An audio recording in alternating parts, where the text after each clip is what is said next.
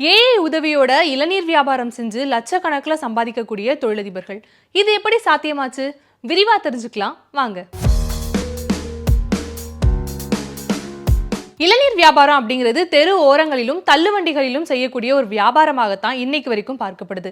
என்னதான் இளநீர் வியாபாரத்துல இருந்து ஒரு நல்ல வருமானத்தை நம்மளால பார்க்க முடிஞ்சாலுமே கூட இளநீரை கொள்முதல் செய்யறது, அதை கழிவுகள் இல்லாம விற்பனை பண்றது அப்படின்னு பல கடினமான விஷயங்களும் இந்த இளநீர் வியாபாரத்துல அடங்கி இருக்கு. ஒருவேளை சிறிய இளநீர் கடைக்காரர்கள்லாம் இளநீரை மொத்தமா கொள்முதல் பண்ணி கொண்டு வந்தாங்க அப்படின்னா, ஒருவேளை அன்னைக்குன்னு பார்த்து இளநீர் எல்லாம் விற்பனை செய்ய முடியல அப்படின்னா இளநீர் எல்லாம் ஒரு சில நாட்களிலேயே அதனுடைய தரத்தை இழக்கக்கூடிய ஒரு சூழ்நிலை ஏற்படும். இதெல்லாம் இப்படி இருக்கு, இதுக்கு ஏதாச்சும் ஒரு வழி பண்ணணும் அப்படிங்கிறதுக்காக தான் இப்போ டெய்லி குரு அப்படின்னு சொல்லக்கூடிய ஒரு தொழிலதிபர்கள் ஒரு புது ஆப் ஒன்றை இன்ட்ரடியூஸ் பண்ணியிருக்காங்க.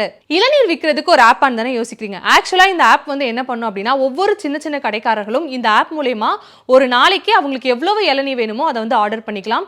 இதனால வந்து இளநீர் எல்லாம் வேஸ்டா போகுது இல்லையா, அதை பெருமளவுல தவிர்க்க முடியும் அப்படிங்கிற மாதிரி சொல்லியிருக்காங்க. அது மட்டும் இல்லாம டைரக்டா இளநீர் விவசாயிகளிடமிருந்து நேரடியா இளநீர் எல்லாம் கொள்முதல் பண்றதுனால இடையில இருக்கக்கூடிய இடைத்தரகருடைய இந்த புரோக்கர் கமிஷன் சொல்லுவாங்க இல்லையா, அதெல்லாம் பெருமளவுல இந்த ஆப் மூலமா குறைக்கப்படுது அப்படிங்கிற மாதிரியும் சொல்லப்படுது. இந்த ஆப் மூலமா வழக்கத்தை விட ஒரு நல்ல வியாபாரத்தை கண்கூடாக பார்க்க முடியுது அப்படிங்கிற மாதிரி இளநீர் வியாபாரிகள் தெரிவிச்சிருக்காங்க.